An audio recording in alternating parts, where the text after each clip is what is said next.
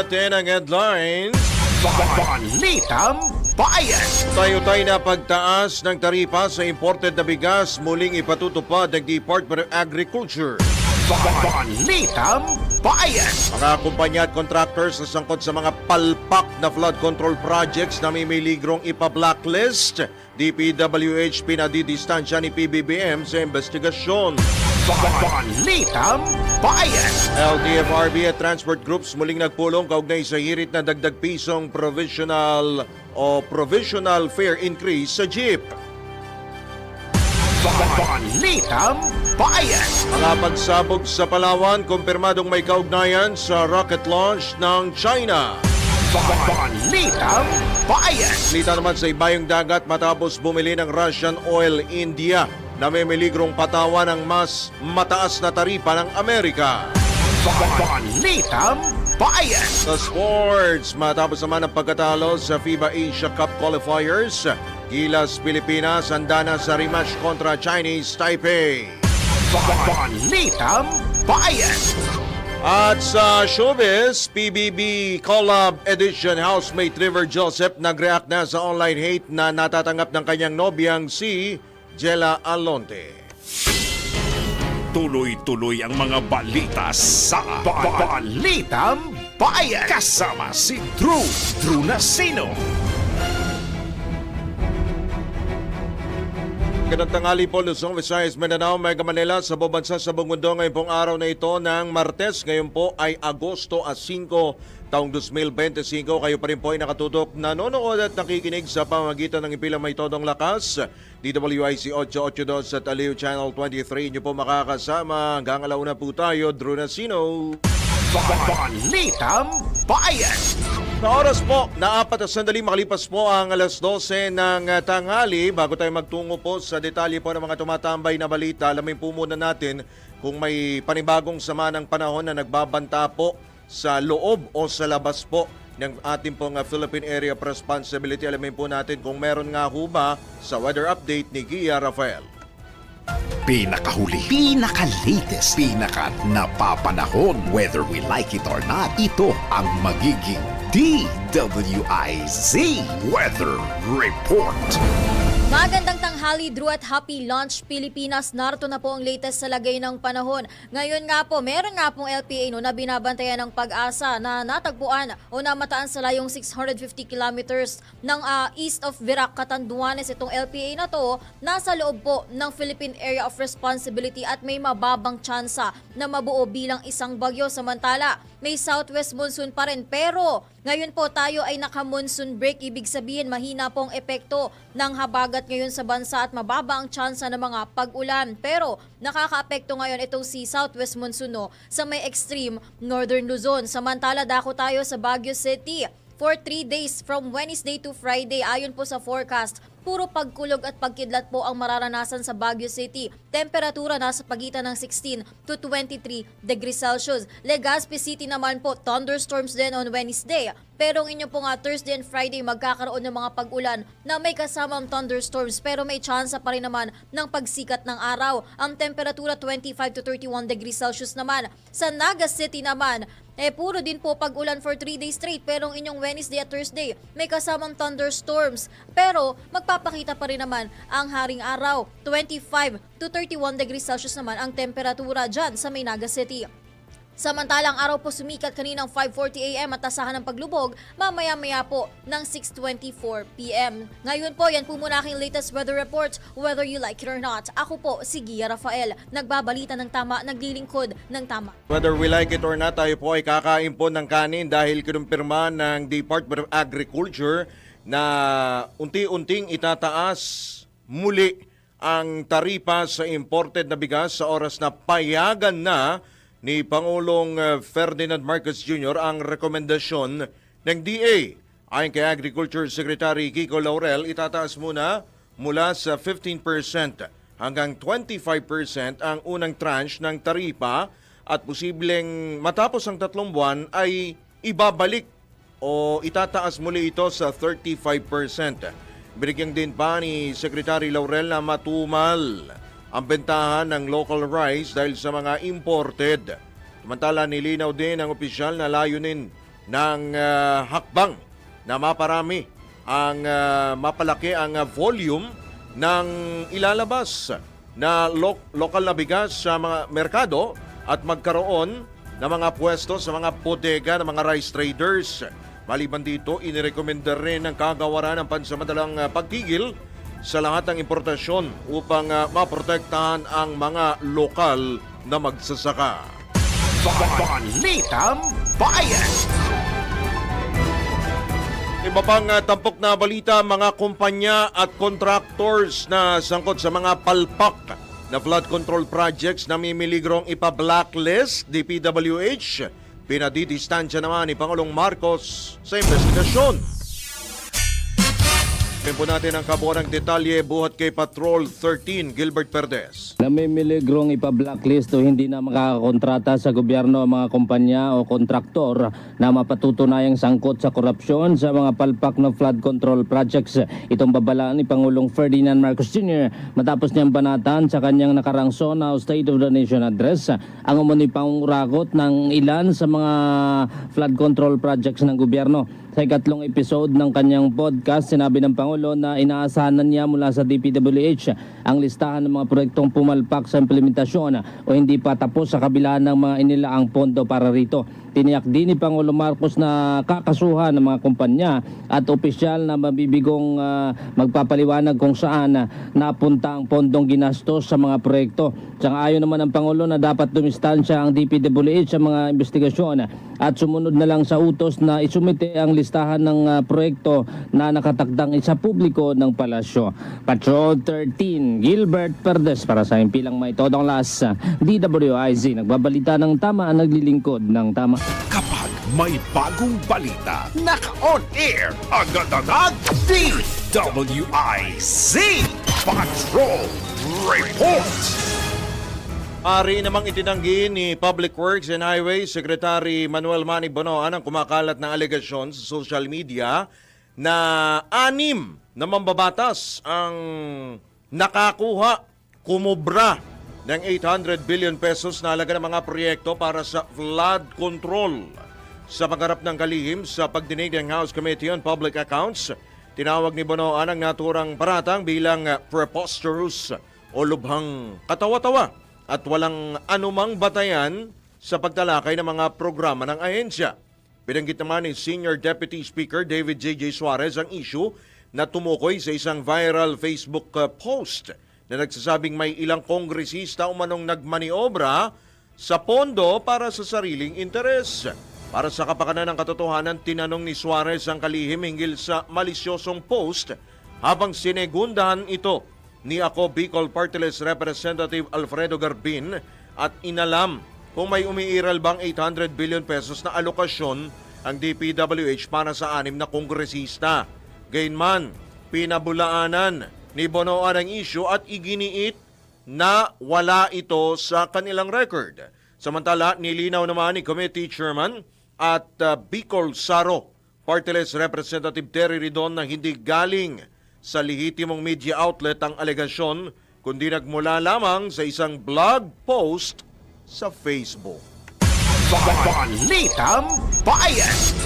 Sa iba pang balita, muling nagpulong ang Land Transportation, Franchising and Regulatory Board at Transport Groups kaugnay sa hirit nilang pisong dagdag pasahe sa jeep. Bunsod ito ng panibagong big time oil price hike na inilarga ng mga kumpanya ng langis simula kaninang umaga. Hinarap ni LTFRB Chairman Teofilo Guadis III, sina Liga ng Transportasyon at Operators sa Pilipinas, National President Orlando Calando Marquez at Pasang Mazda President Roberto Caobet Martin. Iginigiit ng mga nasabing grupo na panahon na upang aprubahan ng LTFRB ang kanilang matagal ng hiling na provisional increase dahil sa walang preno at pabago-bagong presyo ng krudo, partikular ng diesel. Gayunman, aminado ang ahensya na hindi pa nila maaring desisyonan ng hirit ng mga transport group dahil wala pang rekomendasyon ng Department of Economy, Planning and Development o DepDep na kilala rin bilang NEDA.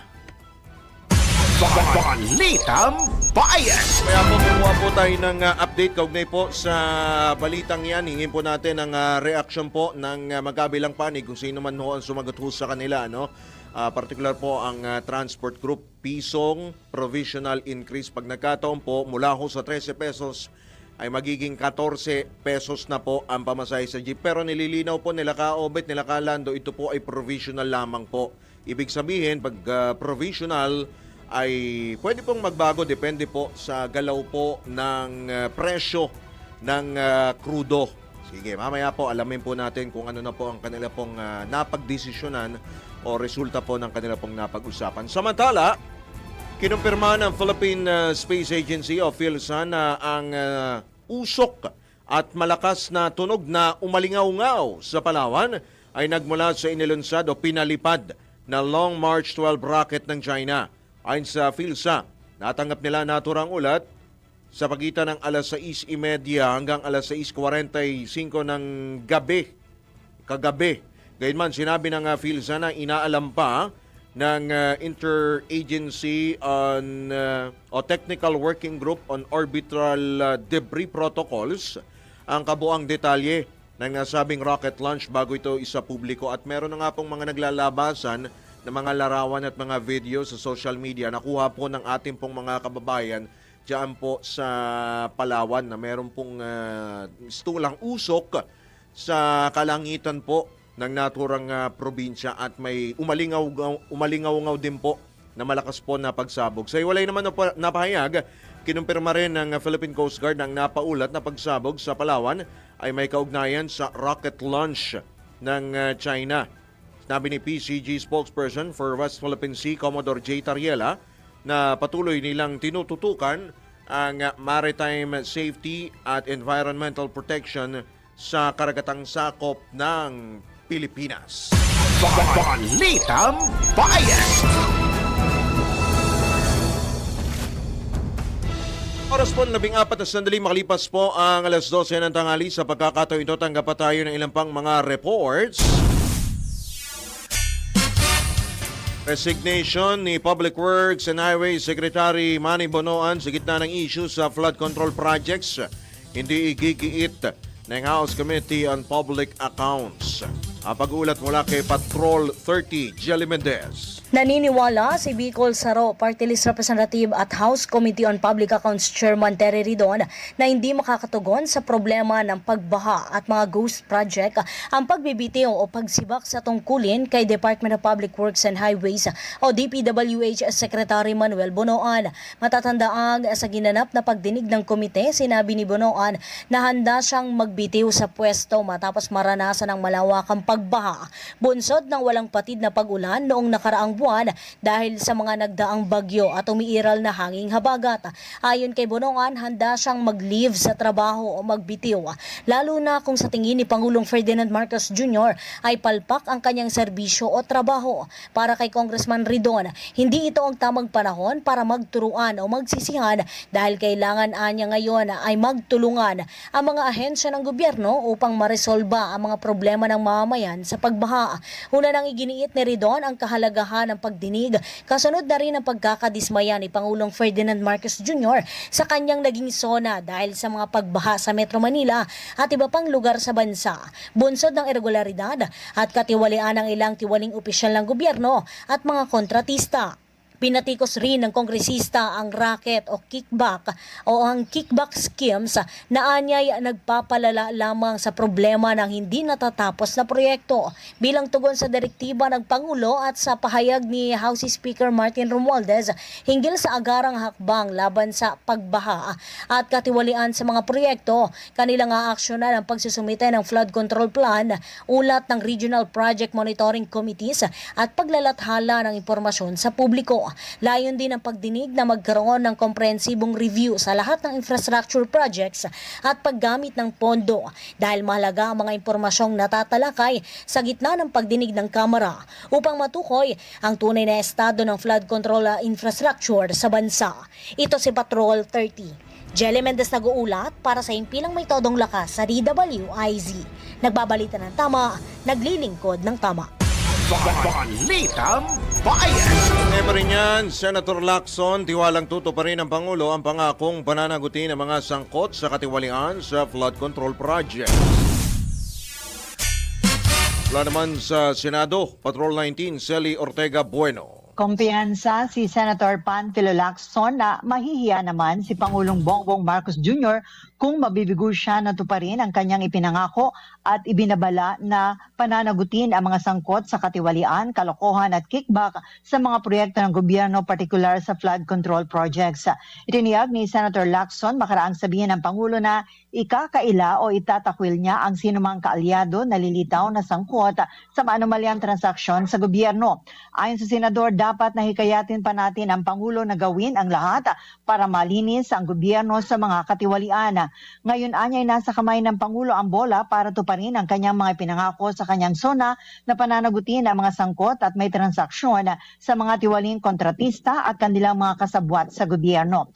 Ayon kay Lacson, sinabihan ng Pangulo sa kanyang sona na mahiya naman kayo ang mga sangkot sa katiwalian, kickback at ghost flood control projects. At kahapon ay inianunsyo ng Pangulo na nagsumiti na ng report ang DPWH ukol sa mga depektibo at maanumalyang flood control projects, kaya nasa kamay na ngayon ng Pangulo ang bola para tuparin ang kanyang ipinangako. Sa kanyang panig, sinabi ni Senator Lacson na nagsasagawa siya ng sariling pagsasaliksik at kung mayroon silang matukoy na questionable proyekto na hindi kasama sa report ng DPWH, i-expose, ilalantad niya ito sa pamamagitan ng pagpiprivilege speech o sa ibang forum. Titiyakin niya na may isa sa publiko ang questionable flood control projects basta't ito ay suportado ng ebidensya.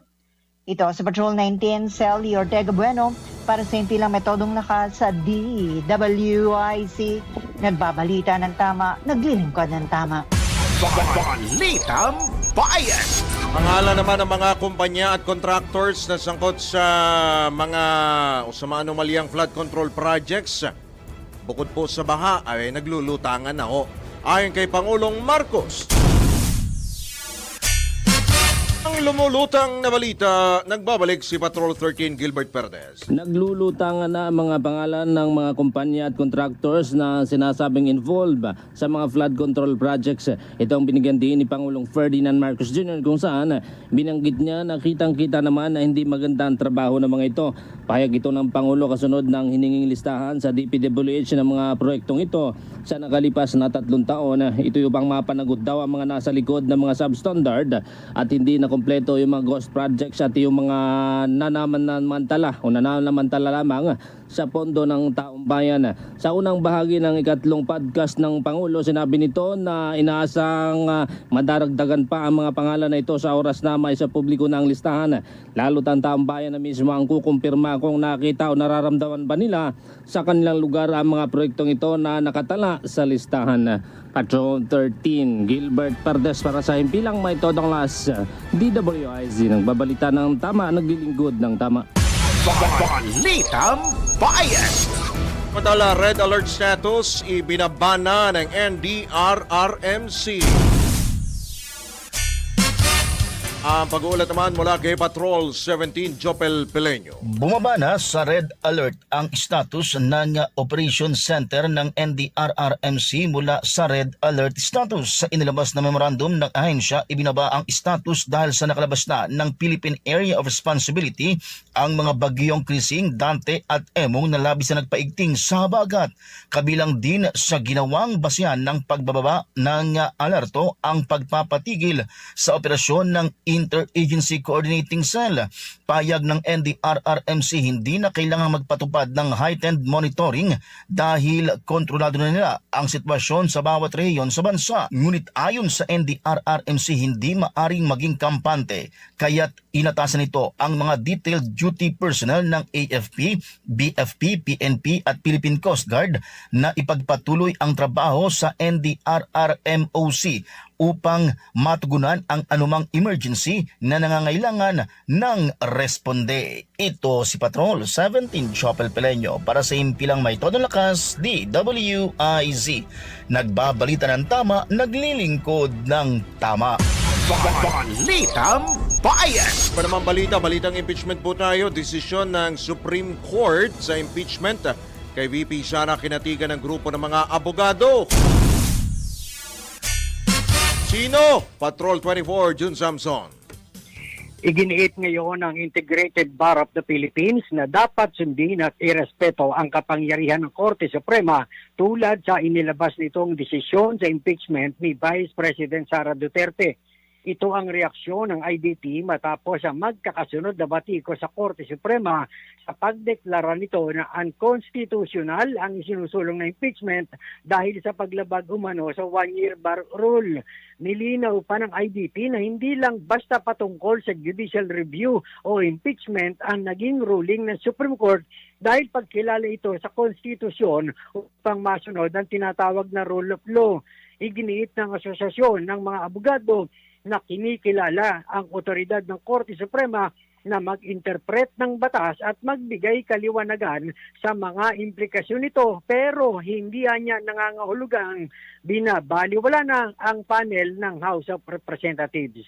Patrol 24, June Samson, para sa himpilang may todong lakas, DWIZ, nagbabalita ng tama, naglilingkod ng tama.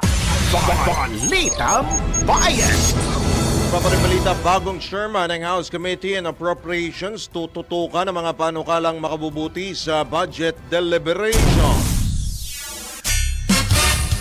Babalik si Patrol 30 Jelly Mendez. Nangako ang bagong pinuno ng House Committee on Appropriations na kanyang tututukan at ipaprioridad ang pagpapasa ng mga pinakamabuting panukalang budget sa tamang oras sa gitna na rin ng posibleng ingay o pagiging agresibo ng ilang individual sa pagsisimula ng deliberasyon. Ayon kay Appropriations Chairperson Micaela Swansing, bilang politiko ay nasanay na silang mayroong maiingay na detractors pero mas pipiliin umano niyang harapin ito sa diplomatikong paraan. Hindi niya dapat tapatan o agresibong sinasagot ang isang taong agresibo. Kaya hanggat maaari ay target niya na magkaroon ng konsensus at kalmadong paraan sa deliberasyon, ngunit matinik at nag-iisip. Kinumpirma rin niya na magiging mas mahigpit ang komite sa pagpapatawag sa mga cabinet member o head of agencies. Lalo't sa mga nagdaang budget hearings ay karaniwang undersecretaries o assistant secretaries lamang ang nagpapakita sa pagdinig. Naniniwala ang mambabatas na mauuwi lamang sa pag-defer ng budget deliberations ang pag-absent ng secretary gaya na lamang ng nakagawian. Ipinunto ni Swansing na kung nagawang isulong ng Kamara ang pagbubukas ng tabing sa publiko ay ganito rin ang inaasahang hakbang mula sa Executive Department. Nangako si Swansing na mas magiging malapit sa publiko ang pagpopondo sa bawat ahensya ng gobyerno. Ito si Patrol 30. Jelly Mendez nag-uulat para sa impilang may todong lakas sa DWIZ. Nagbabalita ng tama, naglilingkod ng tama. Kapag may bagong balita, naka-on air, agad-agad, DWIZ Patrol Report. May papabalita, nag-turnover ang Philippine Charities Substation Office ng mahigit 138 million pesos na halaga ng cheque sa Commission on Higher Education para sa buwan ng Enero hanggang Hunyo. Pinangunahan ni PCSO General Manager Mel Robles ang turnover ceremony sa PCSO Main Office sa Mandaluyong City kung saan tinanggap ni CHED Director Eileen Magalong ang cheque.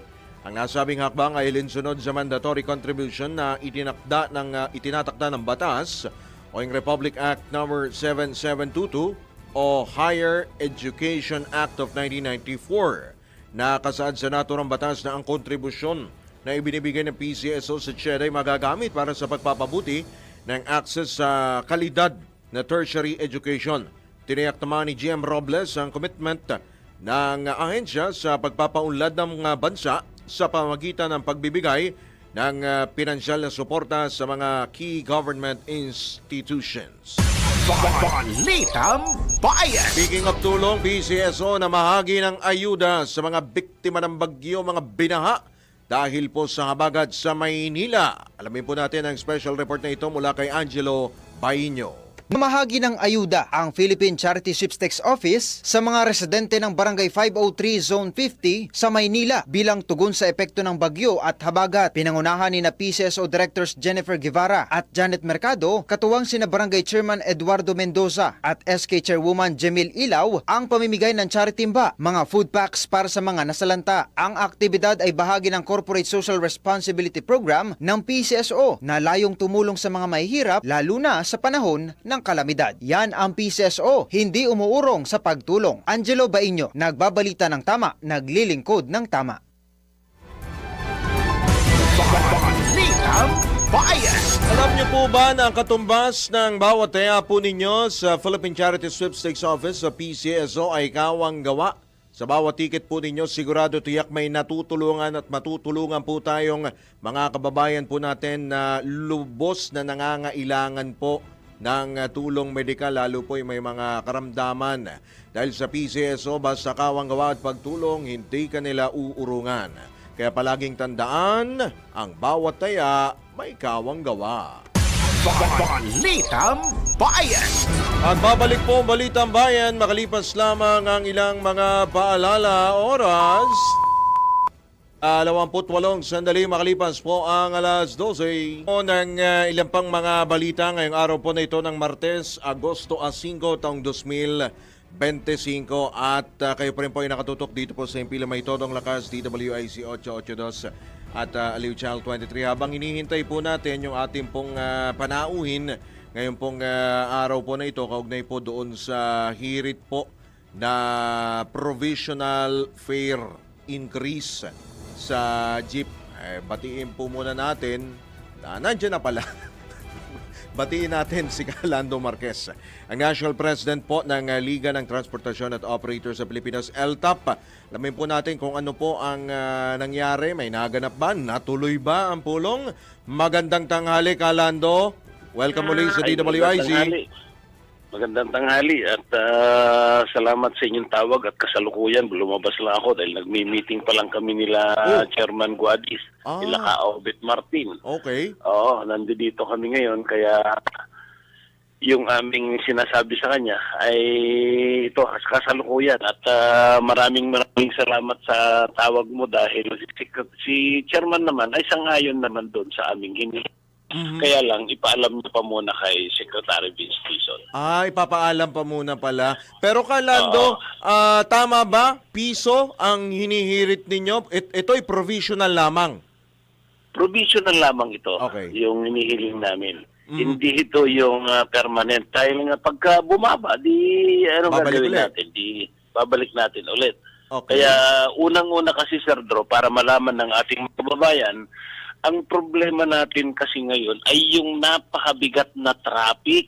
Actually, yan yung pumapatay sa aming biyahe. At pangalawa, yung napakamahal na mga spare parts, sumasabay sila sa fuel. Pag nagtaas ng mga fuel, magtataas ang spare parts. Pero pag nagbaba ng fuel, hindi naman magbababa ang spare parts. Kaya yan ho yung pumapatay sa amin. Alright. Opo, Calando, bago kayo sumalang uli dyan, dahil nagtaas uli, halos 2 piso, tama no? Halos 2 piso yung presyo ng krudo. Wala ba tayong ibang pwedeng solusyon dyan, Calando, bukod doon sa provisional fare increase? Baka naman pwede naman kalampagin naman, Calando, ang mga kumpanya ng langis. Alam mo, itong kumpanya kasi ng langis, ang katuwiran nila ay talagang walang makapigil dahil nga yung batas na deregulation law. Yung deregulation law ng ating presyo ng mga fuel, ganun din na nagpapahirap sa amin dahil yung ating buwis fuel ay deregulation tax din. Kaya doble-doble ang ating latay na sinasuffer. Pangatlo na, yung pinakamatataas na mga spare parts na talagang walang pangundan. Pagbaba ang fuel, hindi rin sila nagbababa. At ang pangatlong problema namin, yung napakabigat na traffic. Nauubos kami sa traffic, kaya doon po kami namamatay. Opo, Calando, kung ito bang provisional fare increase kung sakali, ano ito? Meron ba kayong timeline? Meron kayong napag-usapan kung kailan ito ipapatupad? Yun nga po yung sabi ni Chairman kanina at hindi pa kami natapos. Babalik pa ako ngayon doon dahil Opo. lumabas lang ako dahil may usapan tayo na sasagutin Opo, ko opo, kayo. Kaya ako lumabas lang. Kaya babalik pa ako doon dahil sa lamesa. Nandun kami sa lamesa ni Chairman. At ang ating Chairman naman ay talagang napakabait. Naintindihan naman niya. Sinabi niya sa amin personal. Naintindihan ko lahat yung problema niyo. Sabi niya, kaya lang, siyempre, alam niyo naman, ang utos, ang approval ko pagdating sa ganyan, sabi niya, ay manggagaling pa rin sa taas. Opo, tama ho ba, Kalando, may hinihintay pa rin pong rekomendasyon from NEDA? Yung NEDA naman ay kasama yan doon sa mag-approval. Dahil yung NEDA kailangan mag-usap si Secretary Vince Dizon at saka si Secretary ng NEDA. Okay. Pero ito ang pinag-uusapan nyo, fair increase, hindi fair increase lang. Labas iba pa yung mga modernization. Hindi ho ba kasama rin yun sa agenda nyo? Kasama dyan mamaya kaya nga lang ito. Ayan. Dahil Sige, medyo sige. maraming tao dito kay Chairman Guadis. Kaya babalikan kita at bukas Kalando, meron bukas naman usap tayo, bukas sa ituloy umaga. natin ha. Ituloy natin to Okay, bukas. okay. Okay, salamat. Si Okay. Kalando, Thank you, salamat sir, po. bro. Ingat. Good luck po Maraming sa inyo. salamat. Salamat. Yan, tama na. Naistorbo pa natin si Kalando.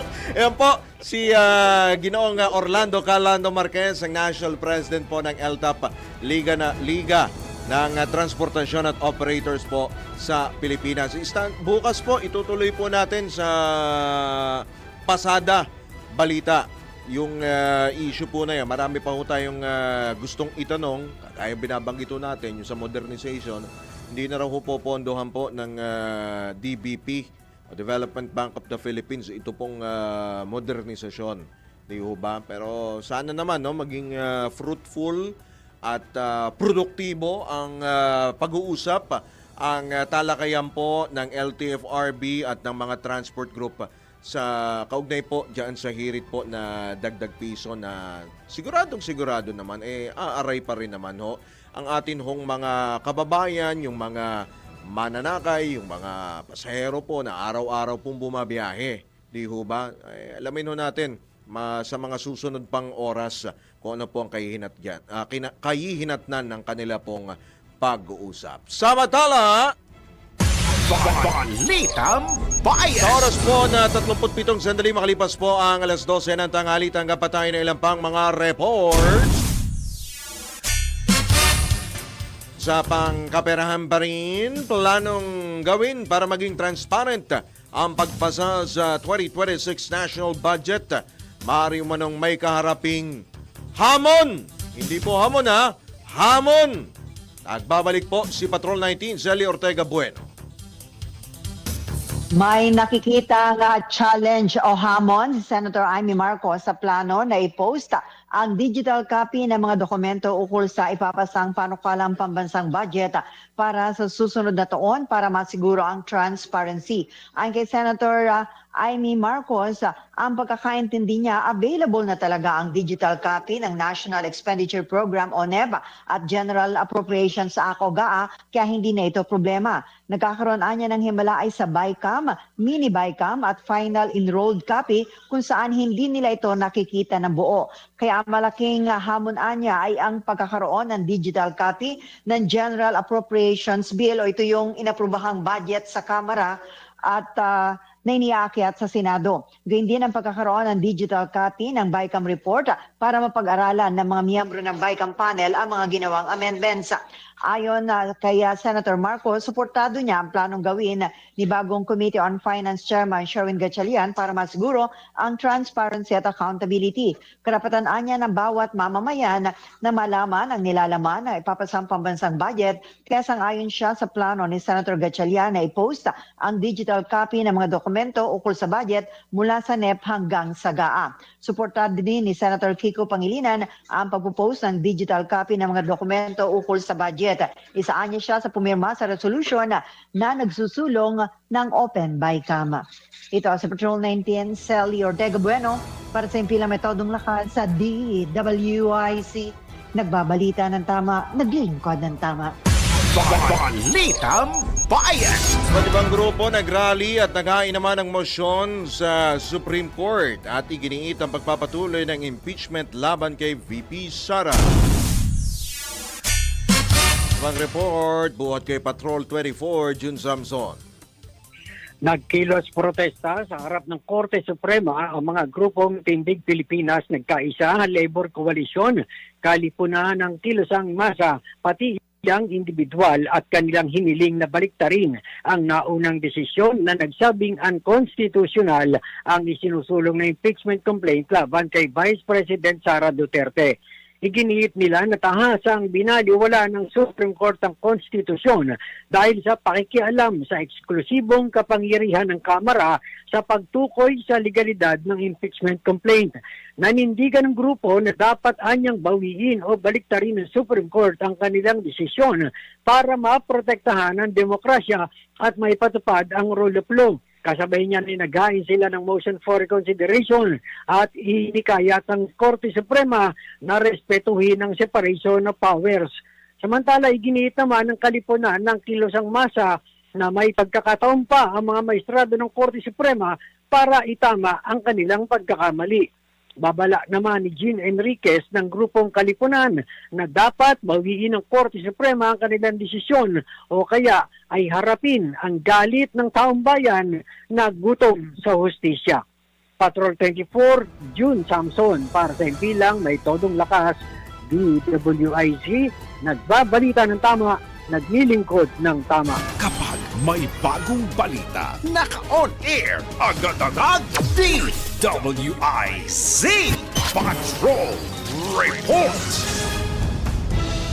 Iba pa rin balita, binatikos ng health reform advocate na si Dr. Tony Liachon ang pagkakatanggal ng Department of Health kina dating Health Undersecretaries Maria Rosario Vergere, Aquiles Gerard Bravo at Kenneth Tronquillo.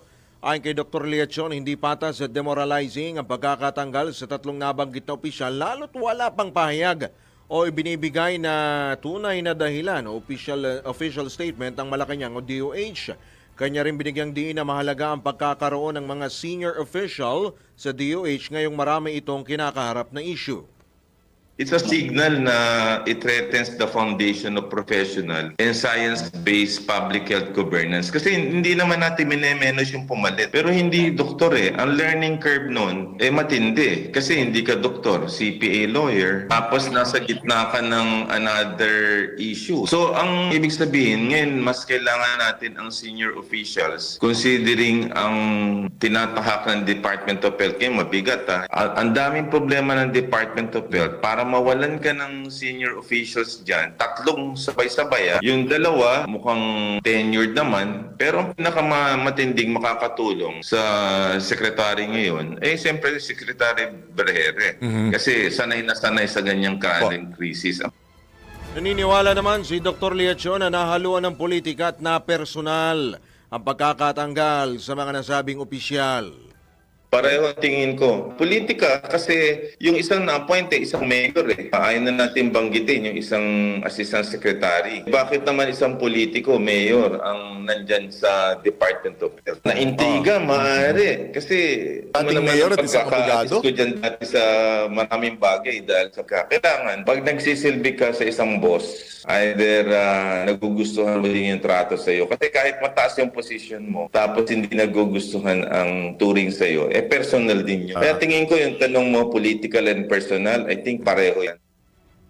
Yan po ang tinig ni Health Reform Advocate Dr. Tony Liachon sa panayam ng DWIZ. Balitang Bayan. Ang kapatay na ilang pang mga reports. Inirekomendang import ban sa bigas sisimulan na sa Setyembre ayon sa DA. Kailan kaya yan sa Setyembre? Ang pagulat mula kay Patrol 38 Jen Patrolya.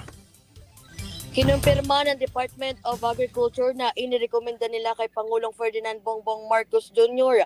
na simulan sa Setyembre 1 ang temporary import ban sa bigas dahil sa sobrang supply ng nasabing produkto sa bansa. Ayon kay Agriculture Spokesman at Assistant Secretary Arnel de Mesa, itataon nila ang import ban sa harvest season sa Agosto at Setyembre. Dagdag pa ng DA official, inirekomenda nila na tatagal ng 45 araw hanggang 60 araw ang pagsususpinde o pagsuspinde sa pag-aangkat ng bigas. Pero nilinaw ni Asik de Mesa na depende pa ito sa mapagkakasunduan dahil sa mga posibleng epekto nito sa merkado. Nais-an niya nakagawaran na magkaroon ng balancing aksyon sa kapakanan ng mga magsasaka at kapakanan ng mga consumer. Narito ang tinig ni Asik de Mesa. Yung importation ban ay ita-timing dito sa harvest. Very timely step. Kung titingnan natin, mid-August mag-start na yung harvest sa ilang bahagi ng Nueva Ecija at magpipik yan September, October. Kaya yung proposal ni Sec Kiko na hopefully mag-start ng September 1 ang ban can last to say 45 to 60 days. But of course, depende sa magpapagkasunduan kung Ako, si Patrol 38 Jen Patrolya nag-uulat sa himpilang may todong lakas DWIC, nagbabalita ng tama, naglilingkod ng tama. Balitang Bayan! Samantala, PNP tukoy na ang riding in tandem na nasa likod ng pamamaril sa isang intel officer ng HPG sa Makati. Patrol 17, Jopel Beleño sa detalye. Tukoy na ng PNP o Philippine National Police ang dalawang suspect na riding in tandem na bumaril sa isang intelligence police officer sa lungsod ng Makati nitong nakalipas na Agosto 1. Sinabi ni Highway Patrol Group o HPG spokesperson Police Lieutenant Dame Malang, inaalam na nila ang kinaroroonan ng mga natukoy na suspect. Pahayag ni Malang, may official mission si Police Lieutenant Dexter Pascua at nagpakarwas lamang ng kanyang sasakyan nang biglang lapitan at paputukan ng dalawang suspect. Ligtas naman ang anak ni Pascua na kasama nito nang maganap ang insidente. Sa ngayon, stable na ang kalagayan ng pulis na nagtamo ng 8 tama ng bala sa tiyan at isa sa balikat na mula sa isang 9mm caliber pistol. Base sa ulat, kinuha rin ng mga suspect ang baril, wallet, pintas at cellphone ng biktima bago tuluyang tumakas. Bukod sa pagnanakaw, inaalam din ng PNP kung may kinalaman sa trabaho ni Lieutenant Pascua ang naganap na pamamaril. Ito si Patrol 17 Jopel Beleño para sa impilang may todong lakas, DWIZ. Nagbabalita ng tama, naglilingkod ng tama. Babalik po muli ang Balitang Bayan. Makalipas lamang po ilang mga paalala. Oras, Director Wener, 13 minuto bago po sumapit ang ganap na alauna. Po ay nasa uling sigwada na po ng Balitang Bayan sa pagpapatuloy pa rin po ng ilang pang mga balita bago tayo magtungo sa probinsya. Isinulong ni Manila 6th District Representative Bienvenido Benny Abante Jr. sa Kamara na muling balangkasin ang Quad Committee. Ito'y upang maipagpatuloy at palawakin ang investigasyon sa mga hindi na re-resolve ang kaso ng EJK, illegal na operasyon ng droga, offshore gaming hubs at talamak na korupsyon na kinasasangkutan ng mga opisyal ng gobyerno at mga kriminal na sindikato. Hinimok ni Abante na muling nahalal bilang chairman ng Committee on Human Rights ang kanyang mga kasamaan na tutukan at tapusin ang nasimulan nila noong 19 Congress kung saan nadiskubre ng original na Quadcom ang matitinding ebidensya ng pang-aabuso, kawalan ng pananagutan at pagkakasangkot ng Estado. Binigyang diin ng mambabatas na may tungkulin ng Kongreso na tapusin ang investigasyon lalo't malayo pa ang tatahaki ng proseso sa paggamit ng hustisya. Balitang Bayan! Ako po tayo sa probinsya. Kahin ng tren mula Legazpi patungong Naga City, balik normal na. Ang pag-ulat mula Bicolandia, Melvin Machado. Matapos ang 2 araw, may kalahating pagtigil ang biyahe ng tren mula Legazpi patungong Naga City at pabalik. Balik na kahapon ang biyahe ng tren mula Naga Legazpi at kaninang umaga, galing Legazpi pabalik sa lungsod ng Naga. Pansamantalang sa Speed ang biyahe nitong nakaraang Sabado, Linggo at umaga nitong Lunes upang bigyang daan ang pagsasakay. Sige, balikan po natin si Melvin Machado habang siya po ay humahanap po ng mas ligtas na lugar mula po sa pagdaan po ng tren. Nasa riles yata si Kuyang Melvin. Gilid-gilid ka muna ng konti, Kuyang Melvin. Samantala, akyat naman tayo, Central Luzon. Major road repair sa Pampanga sinimulan na. Nako, dapat lamang ho. Sana noon pa nga eh. Ang pag-ulat naman mula kay Johnny Gole. Johnny? Yes, ito yung kinumpirma ni Pampanga Vice Governor Dennis Pineda. 2 araw na raw sinimulan itong Alright, sige. Balikan natin maya-maya si Johnny Gole. Kaugnay po sa kanyang report habang humahanap po ng maganda-ganda pong signal at maaring baka naman nalubog sa baha. Grabe yung baha kasi sa Pampanga. And speaking of baha, ay patay ang isang lalaki sa leptospirosis matapos mababad nga sa baha. Nakakalungkot po na balita ito, bunsod ng paghahanap nito sa kanyang ama na hindi bumalik noong kasagsagan nga po ng malakas na pag-ulan matapos ang magkakasunod po na bagyo. Kinilala ang lalaki na si Dion Angelo de la Rosa, 20 anyos, residente ng Barangay Longos, Malabon. Talaga naman. Ayon sa ina ni Dion na si Jeneline, sinuong nilusong ng kanyang anak ang ilang kalsada sa Caloocan sa kabila nga po ng pagbaha upang hanapin ang ama nitong ilang araw na nang nawawala. Nakita niya naman 3 araw na makalipas na nakakulong pala itong kanyang ama. Ayon sa pulisya, dinakip at dinala sa substation sa Kangkalupo ang ama ni Dion dahil sa paglalaro nito ng Caracruz. Nagsusugal. Tinuturing po itong illegal sa ilalim po ng batas. Samantala, nitong Hulyo 27 ay nakaranas ng nilagnat at nanakit ng katawan ni Dion at kalaunan ay pumanaw, bunsod nga po ng cardiac arrest. Resulta po ito ng leptospirosis. Sa kabila ng paglaya ng ama noong Sabado, nito pong Agosto 2, iginiit ni Jeneline na hinuli at itinago ng mga pulis ang kanyang asawa bilang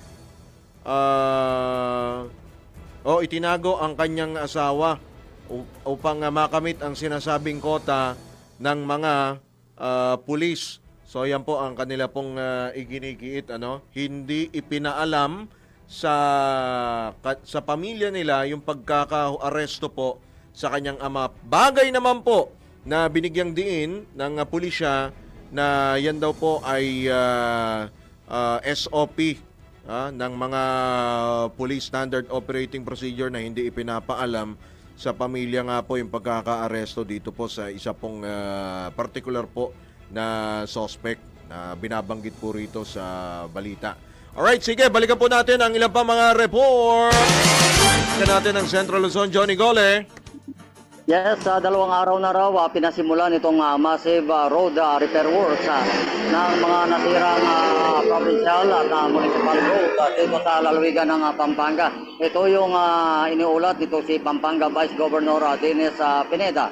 Partikular na tinukoy nito yung grabing napinsalang provincial road. Itong sa bahagi ng Balit, Pampanga na ayon dito kay Mayor John Titangco Jr., ang Pangulo ng Pampanga Mayor's League, ay marami nang na-aksidente at maraming mga motorista at mga commuters ang nagrereklamo dahil sinlaki na raw ng lubluban ng kalabaw itong mga kalsada o butas-butas na kalsada dito sa may bahagi ng Sampaloc, San Vicente at itong Paligi. Ito yung daan na ito yung kumukonekta dito sa mga bayan ng Macabebe at Masantol, kaya napakalaking bagay itong nasabing road repair na ito kapag natapos. Ayon kay Pineda na ngayong linggo na ito ay tinityak niya na balik na sa normal ang daloy ng trapiko dito sa nasabing kalsadang ito. Noong kasagsagan kasi daw ng bagyo o itong mga nagdaang kalamidad, halos sinara sa trapiko itong nasabing lugar na ito dahil hanggang lagpas tao ang dumaloy na baha sa nasabing lugar. So yan muna yung update. Buhat ito sa lalawigan ng Pampanga, ito sa Central Luzon Patrola. Johnny Gole para sa Intila May Tutulakas DWIC. Nababalita ng tama, naglilingkod ng tama. Balitang Bayan. Mga balitang dapat alam mo kahit sa labas ng bansa. DWIZ. Balita sa ibang bansa. Pinala ni US President Donald Trump ang India na tataasan nito ang taripa o pinapataw nilang taripa sa nasabing bansa. Ito'y dahil sa pagbili ng India ng langis sa Russia. Anya, tila walang pakialam ang India sa mga namamatay sa Ukraine dahil sa Russian o dahil sa patuloy na digmaan sa pagitan ng Russia at Ukraine. Sinagot naman ng Indian government ang pahayag ng Pangulo ng Estados Unidos at iginiit na hindi makatarungan at makatwira ng banta nito. Sa ngayon, kabilang ang India sa mga itinuturing na pinakamalaking buyer ng Russian oil. Sa mundo ng palakasan, ang latest malalaman sa DWIZ Sports News. Handa na po ang Gilas Pilipinas sa rematch nito kontra Chinese Taipei sa FIBA Asia Cup na ginaganap sa Jeddah, Saudi Arabia. Ayon kay Gilas coach Tim Cone, dahilan ito para mas maging agresibo muli sa muli nilang pagtutuos ng Chinese Taipei ang kanilang mga player. Magaganap ang muling paghaharap ng dalawang koponan alas 2 ng madaling araw. Bukas po ito, oras sa Pilipinas, Agosto 6 sa King Abdullah Sports City Stadium. Nabatid na tinalo ng Chinese Taipei ang Gilas sa FIBA Asia Cup Qualifiers noong Pebrero sa score na 91-84. Na siyang unang pagkakataon na nagwagi sila laban sa Pilipinas simula noong 2013. Ito na ang latest, bagong-bago, fresh na fresh, DWIZ Showbiz News. Nanatiling tapat at hindi tinalikuran ng kapamilya actor na si River Joseph ang kanyang nobya na si Jella Alonte sa kabila ng mga pambabash na natatanggap nito lalo sa social media. Ayon kay River, mananatili siyang nasa tabi ni Jella para damayan sa nararanasang bashing. Aminado ang aktor na first time lang makatanggap ng malalang diskriminasyon ang kanyang nobya mula sa mga netizen.